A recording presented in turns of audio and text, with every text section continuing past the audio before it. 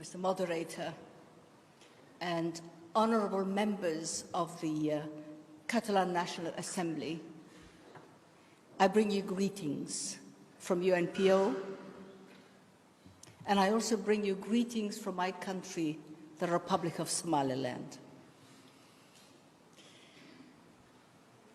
Ladies and gentlemen, there must have been briefings distributed to you and the introductions that were made a little earlier. But I wish to share with you my conviction, my belief that there is an international conspiracy against my country, Somaliland. And why do I say this? I say this because I believe a country can only be born once. We were all born just once. We cannot be born twice. I say this because my country, Somaliland, which was formerly the British Somaliland Protectorate since 1884, gained its independence on the 26th of June, 1960. And to differentiate between our neighbors in the Horn of Africa, because we have 5 different countries inhabited by Somalis. You have the Republic of Djibouti, which was La Côte Française des Somalie. You have British Somaliland Protectorate in green. And then to our east, you have La Somalia Italiana, which is the Somalia of today that you all know about. Then there's the Somali region in Ethiopia. And then there's the northern part of Kenya. So there are 5 Somali nations in the Horn of Africa. Because our names are similar. Somali region of Ethiopia, Somali region of Kenya, Somali region of... But it's like North Africa. If we had different names, there wouldn't be any confusion. You have Morocco, an Arab country. You have Tunisia, an Arab country. Algeria, an Arab country. Egypt, an Arab country. So being all Somalis doesn't necessarily mean that we should all be just have one identity. And then what is interesting is that my country, the former British Somaliland Protectorate, was the first of the 5 Somalis to become independent on that date that I gave you, 26 June. That gives my country legitimacy and legality. Our independence came through a legal process and agreements with our former partners, Britain, that gave us our independence. And when Somaliland became independent on that date, we became the 12th African country to become independent. And 42 African countries today sitting in the African Union were still under colonial rule, including a neighbor, former Italian Somalia, Kenya, Uganda, Tanzania, Algeria, and so on. 42 countries were still under colonial rule when my country, Somaliland, was independent. But the paradox is, those countries that gained independence after we did are today sitting in the African Union and denying Somaliland our right to our rightful identity and to our existence. This is totally unjust, because the African Union knows fully well, because it sent observers, The AU is fully aware that Somaliland fully, entirely lives within the territory that was formerly British Somaliland Protectorate. We did not change our situation, our place, our name. We are the same. But in spite of that injustice and in spite of that conspiracy that has gone on for 32 years against my country, we continue to remain committed to the peace and stability of the region. We have unreserved respect for the unity and territorial integrity of nations and states. And we do not believe in the fragmentation of Africa, nor do we call for the revision of Africa's borders. For these reasons, allowing Somalia to claim ownership over Somaliland is totally immoral, when in fact it was Somaliland that first became independent.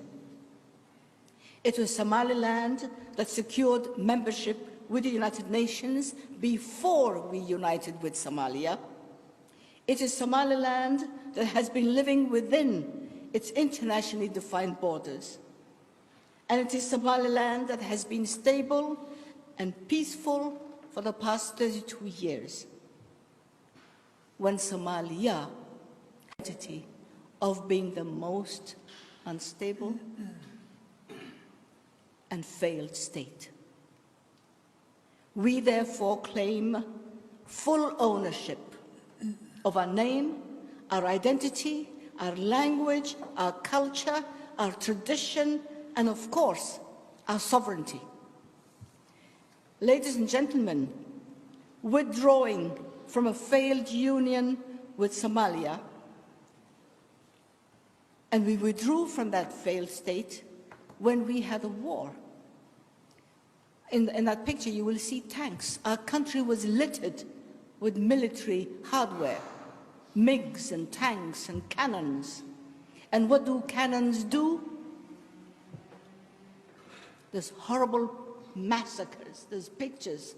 This is the contents of just one single mass grave.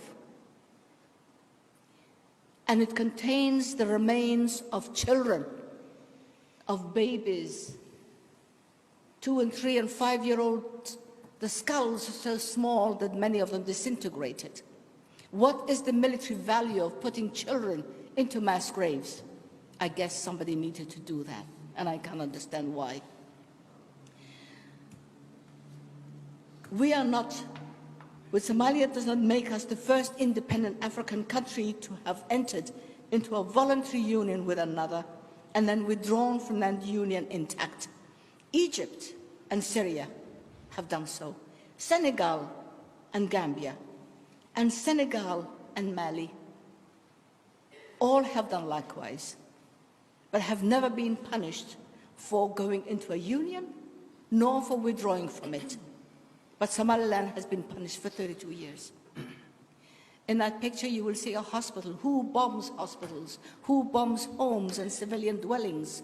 Who puts airplanes in the air just to bomb a city full of civilians? And of course, every mother thinks her baby is the most beautiful, and I have a picture of my hospital there where I have lived for the past 25 years and where we have delivered 32 babies. But I will go on with my lecture. Unlike Somalia, we need no peacekeeping forces because we keep our own country peaceful in Somaliland. We established political parties. We have held a series of parliamentary and presidential elections, all witnessed by international observers who saw how every citizen of Somaliland over the years, over the age of 18, have lined up to cast their votes. Somalia, who is recognized by the international community, has been unable to hold even one election. For 1 minute, oh my God, please, I must run. I'm late. I'm old. I'm 85. I need time. And I've come a long way, so please don't choke me. Pictures there, you see a goat. That's how they left our hospitals. And I think we'll keep the pictures at that. Unlike Somalia, we need no peacekeeping forces, but we have elections. Now, while the international world spends billions of dollars on Somalia, we in Somaliland have our own currency. We generate our own resources to defend our country and train and run our army and police. We rely on ourselves to manage our government, establish our courts, have free and independent press, and provide health and social services, all free of charge, as well as education to boys and girls. Somaliland has built a country founded on peace, justice, and the rule of law. Now, the future of Somaliland is bright, and although our peace and stability have been threatened in recent months by terrorists and Shabab from the breakaway region of Puntland next door, we are exercising restraint and keeping cool heads in order not to tarnish a long track record of good relations with neighboring countries. Our growing trade and economy are also cornerstones of our foreign policy. We promote and we seek more stable and democratic, peaceful and prosperous Horn of Africa. Because Somaliland has never been part of Africa's problems, we hope that the world will begin to listen to us and give justice to our people who have a right to be heard, a right to be seen, a right to be recognized as responsible members of the international community. And ladies and gentlemen, Somaliland has been unjustly punished for the sins of others for far too long.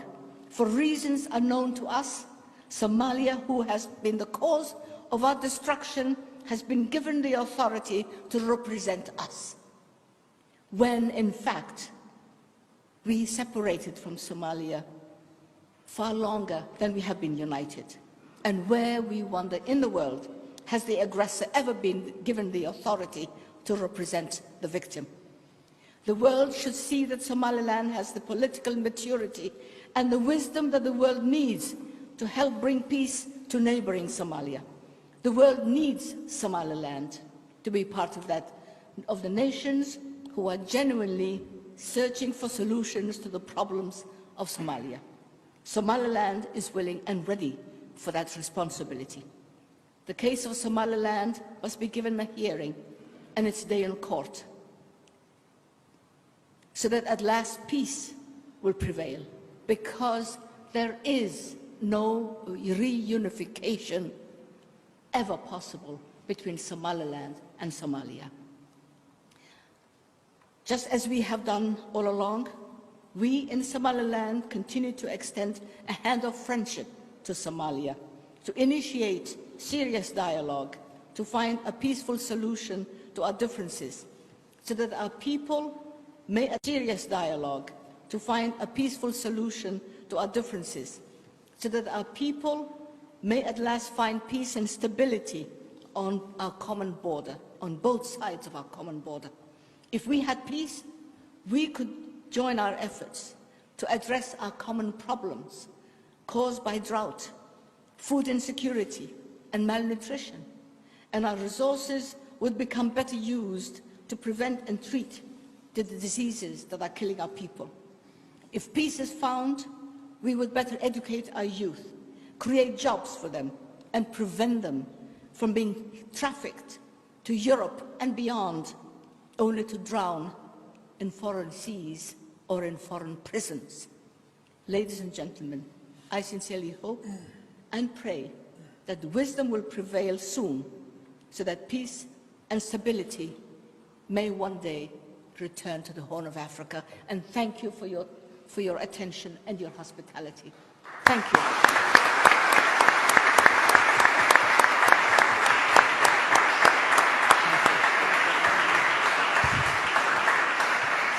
Thank you.